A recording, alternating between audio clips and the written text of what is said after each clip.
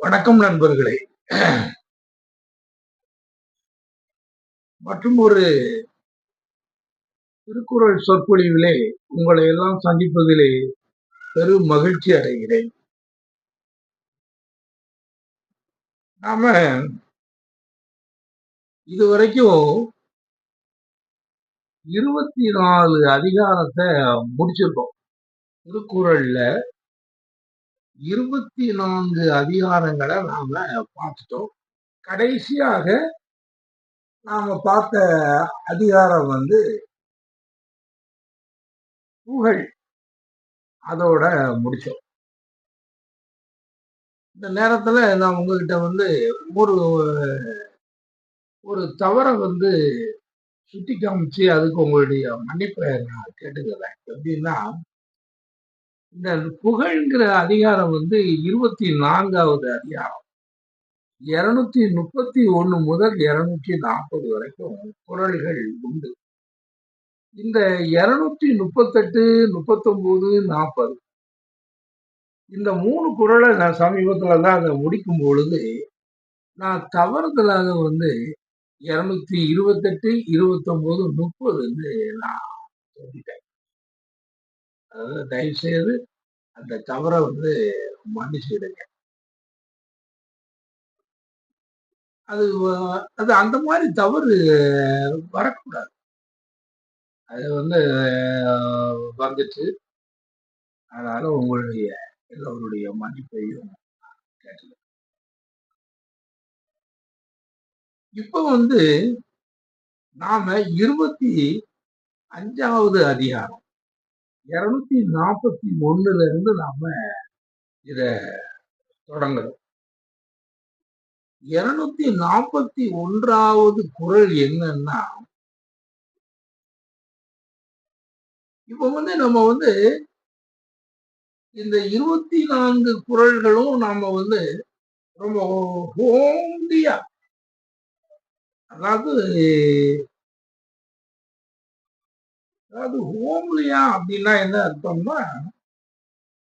நம்முடைய இல்லறம், அதுல எப்படி வாழ்றது, அதுல உள்ள பண்புகள் அப்படிங்கிற மாதிரிதான் அந்த இதுகளை தான் இந்த 24 அதிகாரங்கள்லையும் நாம பார்த்துட்டு வந்தோம். 24 அதிகாரங்கள்ல பார்த்தோம். இப்ப இந்த 25வது அதிகாரத்துல இருந்து நம்ம பார்க்கக்கூடியவர்கள் கொஞ்சம்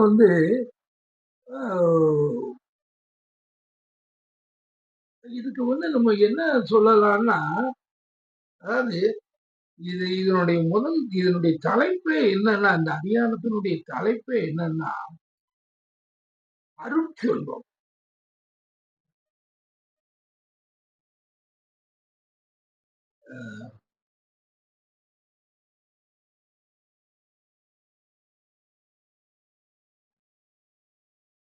அதாவது இதனுடைய தலைப்பு அருள் உடைமை. நாம ஏற்கனவே அன்புடைமை பார்த்தோம். அந்த அன்புடைமையில வள்ளுவர் அந்த ஒருவன் அந்த அன்பு எப்படி அது இல்லைன்னா அந்த அன்பகத்தில்லா உயிர் வாழ்க்கை வன் பார்க்கன் அப்படின்னு சொல்லி அந்த ஒரு குறள் நமக்கு வரலாற்றுல. அதே மாதிரி அந்த அன்பை தான் நமக்கு அந்த அன்புடைமையில அன்பை பற்றி பேசணும். அருள் அப்படிங்கும் போது அது கொஞ்சம் ஒரு ஆன்மீக மாதிரி உள்ள ஒண்ணு. அருள் உடைமை. நம்ம இதுவரைக்கும் அன்புடைமைங்கிறது எல்லாருடைய அன்பாக இருந்த குடும்பம், ஒரு கணவன் மனைவி இப்படின்னு சொல்லி அந்த அன்புல இருந்த அந்த அன்புடைமை இது அருள் உடைமை. அருள் உடைமைங்கிறது அந்த அன்பை விட கொஞ்சம் ஒரு பெரிய. அதுதான் முதல்ல வந்து திருவள்ளுவர் வந்து இந்த குறள சொல்லும்போது, "அருட்செல்வம் செல்வத்துள் செல்வம், பொருட்செல்வம் ஊரியார் கண்ணும் உள." அதான் ரொம்ப காலத்துக்கு முன்னால வந்து, அ இப்போ இந்த இதுகள் எல்லாம் எங்க நீங்க பார்க்கலாம் அப்படின்னு சொன்னா, ஏதாவது ஒரு ஒரு சின்ன கோயில்கள், இல்லன்னா பெரிய கோயில்களா இருந்தாலும், அல்லது மடங்கள் இந்த மாரி இதுகள்லாம் இந்த வாசகங்கள வந்து அ எழுதி போடுவாங்க. அப்போ நான் ஒரு தடவ பார்க்கும்போது, ஒரு ஒரு பெரிய ட்ரேட் சென்டர்ல இந்த வாசகம் வந்து எழுதி போட்டு அருட்செல்வம் செல்வத்துள் செல்வம். அது வந்து இந்த அருளாக ஒரு மனிதன் வந்து இருக்கிறது வந்து, அது வந்து செல்வங்களிலேயே மிகப்பெரிய செல்வம். அப்போ வந்து நம்ம என்ன நினைப்போம்னா, ஒரு மாரி ஒரு ஆன்மீக தன்மை வாய்ந்த அ ஒரு கடவுள், அ இறைவன் அப்படி இந்த மாரி உள்ள அந்த ஒரு இத சொல்லும். நான் அருட்செல்வங்கிறது நாம வந்து அந்த ஒரு அருளாளனாக வந்து சாதாரண மனிதர்கள் வந்து அவங்க அருளாளனாக இருப்பது வந்து அவன் வந்து சாதாரணமா நல்லவனா இருப்பதே கொஞ்சம் அரிதா இருக்கும் பொழுது, அருளாளனாக இருக்கிறது வந்து ரொம்ப அரிதான காரியம்.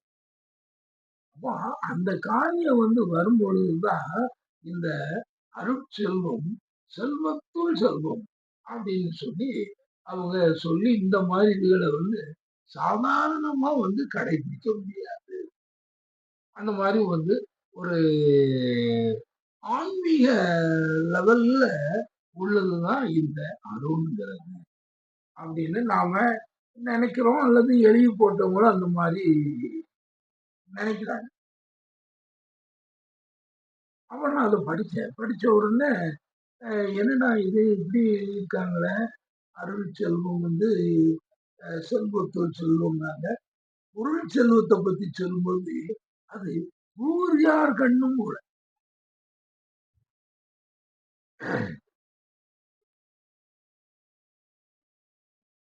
பொருள் செல்வம் ஊர் யார், ஊர் யாருன்னா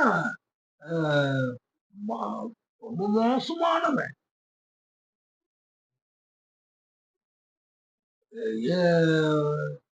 எல்லா தவறுகளுக்கும் எதையும் செய்யறதுக்கு பயப்படாது. ஊர் யார் ஒரு கெட்டவன், அல்லது யாருக்கும் ஈகை செய்யாத ஒரு அவன் கண்ணும் உள. பொருள் செல்வம் ஊழியார் கண்ணும் உள. கண்டவன் கையிலையும் பணம் இருக்குன்னு நம்ம சொல்றோம். ஆனா உண்மையிலேயே அது அப்படிதான் வந்து உலக வாழ்க்கையில நம்ம வந்து எவன் கையிலயோ பணம் இருக்குயா அப்படி நம்ம பார்க்கும் பொழுது நிறைய இருக்கு. அதை நம்ம சொல்ல முடியுமா? அவன் தான் இன்னைக்கு வந்து மேலோங்கி நிக்கிறது அவன் தான். எந்த இடத்துலயும் மரியாதை அவனுக்கு தான். இப்ப நீங்க பாத்தீங்கன்னா அந்த பணங்களை வச்சு இப்போ மக்கள் செய்யக்கூடிய அந்த திடீர் பணக்காரர்கள், அந்த பூரியார்கள், அவங்க கையில வந்து இன்னைக்கு பணம் வந்த உடனே அந்த பணங்களை வச்சு அவங்க பெரிய பெரிய பள்ளிக்கூடங்கள் எல்லாம் வந்து இன்னைக்கு நிறுவி.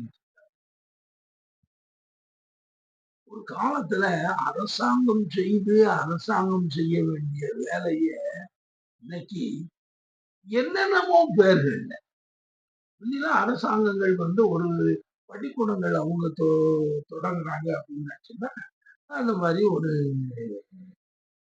அதுக்குன்னு சொல்லி அந்த பேர்களே வந்து ஒரு நியூட்ரல், ஒரு செக்குலர் அந்த மாரி ஒரு நேம் வைப்பாங்க. நியூட்ரலா இருக்கும். அந்த பேர்கள்லாம் வந்து இப்ப நீங்க பார்த்தீங்கன்னா, அ எப்படிலாமோ வந்து பெயர்கள் வந்து அந்த ம் ஒரு மத அடிப்படையில வைக்கிறாங்க. அந்த ஜாதியங்கள காமிக்கிற மாரி உள்ளதுல செய்றாங்க. அதுலயே தெரிஞ்சிருது, இது யாரு நடத்துற ஸ்கூலு, இது யாரு இதுக்கு மேனேஜ்மென்ட் அப்படிங்கிற மாரி தான் வந்து இன்னைக்கு வந்து இந்த ஸ்கூல் நடத்துறது வந்து இன்னைக்கு பெரிய பெரிய பணக்காரங்க கையில போய் அகம் தினமும் நீங்க பத்திரிகைகள்ல வர்ற நோட்டீஸ்கள் எல்லாம் நீங்க பார்த்தீங்கன்னா, ஒரே ஸ்கூல் நோட்டீஸ் தான் வரும். இந்த ஹையர் செகண்டரி ஸ்கூல் நடத்துறோம். அங்க வந்து ஒரு குளோபல் ஸ்கூல் நடத்துறோம். ஆக இந்த முதலாளித்துவம், கேபிட்டலிசம் இதுகள் எல்லாம் வந்து இன்னைக்கு வந்து கொடிகட்டி பறந்து இருக்கிறதுனால, இந்த பொருட்செல்வம் "ஊரியார் கண்ணும் உள" அப்படின்னு சொல்லி வள்ளுவர் சொன்ன அந்த இத, இன்னைக்கு எந்த மக்களும் இப்படி "பூரியார் கண்ணும் உளன்னு" சொல்லி அதையெல்லாம் எதுக்குறதுக்கு இன்னைக்கு முடியாது. அது என்ன அர்த்தம்? இப்படிலாம் இருக்கலாமா? அ இது வந்து தனிப்பட்ட மனிதர்கள் மத்தியில இப்படி வந்து பணங்கள் குவிஞ்சு, அவங்க இஷ்டப்படிக்கு என்னெல்லாமோ செய்துகிட்டு இருந்தாங்கன்னா, இது என்ன? அப்படின்னு சொல்லி கேட்கக்கூடிய நிலையில யாரும் அத இன்னைக்கு கேட்க முடியுமா? முடியாது. அன்னைக்கு சொல்லும்போது சொல்றாரு திருவள்ளுவர், "அருட்செல்வம் வந்து செல்வத்துள் செல்வங்க அது." இன்னைக்கு யாரு வந்து அந்த அருள் செல்வத்த அருள் அப்படிங்கிறது நீங்க வேற ஒண்ணுமே இல்ல. ஒரு நல்லவர்களாக வந்து நாம இருந்து எல்லோருக்கும் ஒரு நல்ல காரியங்கள நாம செய்றது. அருள் அப்படின்னு சொல்லியாச்சுன்னா, வேற இது இல்ல. நாம நம்மளா இருந்து, நாம எந்த வித்தியாசமும் இல்லாம மக்களுக்கு வந்து ஒரு அருள் உள்ளவர்களாக இருக்கிறோம். மக்களுக்கு மட்டும் இல்ல, எல்லாருக்கும் அந்த அருள் செல்வம் தான் அது செல்வத்துள் செல்வம். அப்படி வந்து மக்கள் வந்து இன்னைக்கு வாழ்றதுக்கு முடியல. "பொருட்செல்வம் பூரியார் கண்ணு உளன்னு" சொல்லி திருவள்ளுவர் சொல்லிட்டாரு. அன்னைக்கு ஓரளவுக்கு அப்படி இருந்துச்சு. அத வந்து நெனச்சு பார்த்தான். என்ன பொருட்செல்வத்த இருந்தவன வந்து அவன் ஒண்ணும் அப்படி ஒண்ணும் பெரிய மக்கள் வந்து மக்கள் மத்தியில வந்து ஒரு பெரிய மரியாதை இன்னைக்கு கிடையாது அன்னைக்கு. சரி, இவர் பெரிய பணக்காரராக்கும். இருக்கட்டும் இருந்துட்டு போட்டும். அப்படின்னு சொல்லி ஆனா இன்னைக்கு அத கண்டு பயப்படுறான். அவன் தான் இன்னைக்கு எல்லா இடத்துலயும் கோலம் வச்சுறான். அவனுடைய பேச்சுக்கு தான் வந்து எல்லா இடத்துலயும் மரியாதை. இன்னைக்கு நாம அத செய்ய முடியுமா? பொருட்செல்வம் பூரியார் கண்ணு உளன்னு சொல்லிட்டு பெரிய பணக்காரங்கள பார்த்து, நீங்க வந்து பூரியார் அப்படின்னு நீங்க சொல்ல முடியுமா? ஆக நாம் இன்னைக்கு அந்த அளவுக்கு எந்த மக்கள்னாலும் பணக்காரங்க கிட்ட நின்னு நமக்கு தயவுகள பெறக்கூடிய அளவுக்கு தான் நம்முடைய வாழ்க்கை முறை இருக்க ஒழிய, எந்த மனிதனும் தானாக நின்னு அவனுடைய எல்லா தேவைகளையும் அவனுடைய சம்பாத்தியத்திலே பார்க்கிற மாரி இன்னைக்கு இருக்கான்னு இன்னைக்கு இல்ல. ஏதாவது அரசாங்கங்கள் வந்து மக்களுக்கு வந்து ஏதாவது செய்து, அ அவங்களுடைய மருத்துவ செலவு, படிப்பு செலவு, இன்னைக்கு காலையில கூட வந்து ம் அ ஸ்டாலின் வந்து எவ்வளவோ மக்களுக்கு மருத்துவத்துறைக்கு, அந்த படிப்பு துறைக்கு எவ்வளவோ காரியங்கள வந்து அவங்க செஞ்சு, மக்கள வந்து அந்த முன்னேற்றத்துக்குள்ள வழிகள வந்து அவங்க செய்றாங்க. இப்படி செய்யும் பொழுது தான் வந்து உண்டே ஒழிய, மற்றபடி வேற வழியே கிடையாது.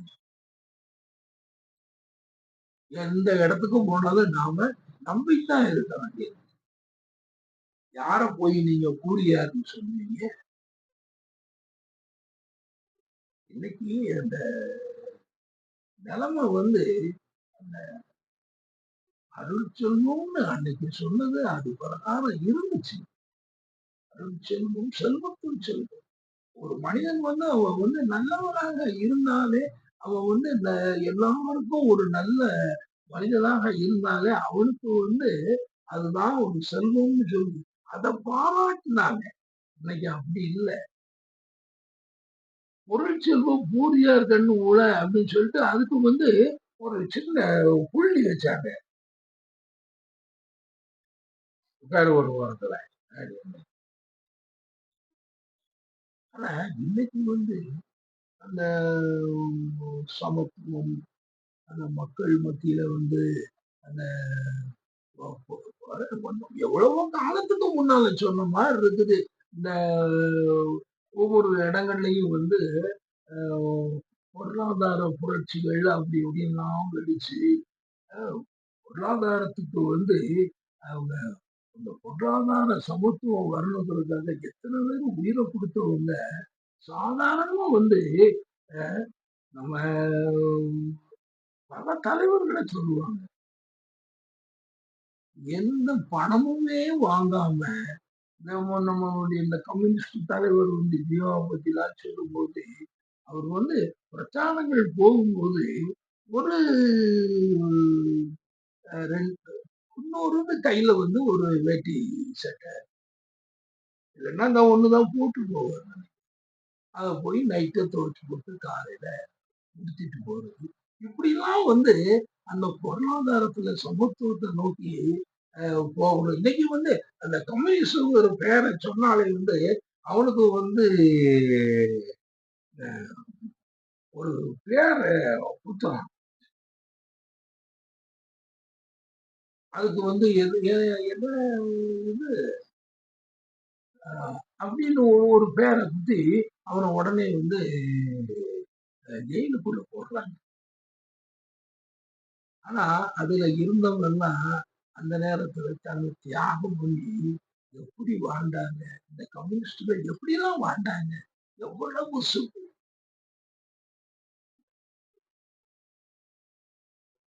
அப்படிலாம் இருந்த அந்த பொருளாதார சமத்துவத்தை நோக்கி நம்ம வந்து போய்கிட்டு இருந்தவங்க இன்னைக்கு திடீர்னு சொல்லி ஏன் இந்த மாற்றம், இது வந்து பெரிய ஒரு பயங்கரமான சூழ்நிலையை நோக்கி வந்து இந்தியா போய்கிட்டு. இதுல தான் வந்து இந்த குரல்ல வந்து இந்த குரல் வந்து ஒரு சாதாரணமா அவர் சொல்லிட்டு போயிட்டாரு.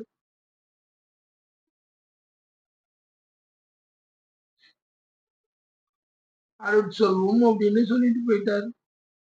அருட்செல்வம்னா என்னன்னா அந்த பணத்தின் மீது ஆசை இல்லாம அவன் வந்து அந்த பணத்தை வந்து தனக்குத்தானே சேர்க்கணும் அப்படின்னு சொல்லி தான் வந்து ஒரு பெரிய பணத்தை அந்த பணத்தையே சேர்க்கணும்னு நினைக்காம அவன் வந்து அருளை தான் அவன் பலருக்கு கொடுப்பது. இதுதான் வந்து அந்த அருட்செல்வம். தனக்குத்தானே அந்த சேர்க்கறது இல்லை. அதுக்கு பிறகு அருட்செல்வம். அப்படி இருந்த அந்த நிலை இன்னைக்கு பொருளை சேர்ப்பது எவ்வளவு பெரிய நிலை வந்து இன்னைக்கு வந்து ஆயிடுச்சு. இதை என்ன செய்ய போறோன்னே ஒன்றும் தெரியல. திருவள்ளுவர் வந்து நமக்கு வந்து அருள் செல்வம் செல்வத்தில் செல்வம் பொருள் செல்வம் பூர்ந்தார் சொல்லியிருக்காரு. சரி, நாம வந்து அந்த அருள் உடைமை அப்படிங்கிறது நாம வந்து இந்த தனக்கு தனக்கு தனக்கு என்று சேர்ப்பாத அந்த தன்மை தான் அருள். அருளுடைமை அப்படின்னு சொன்ன உடனே நாம வந்து உடனே வந்து அந்த எல்லா இடங்களையும் போய் தெய்வ வழிபாடு பண்ணி அந்த இதுகளை செய்யறது அப்படி அந்த அந்த இது இல்லை.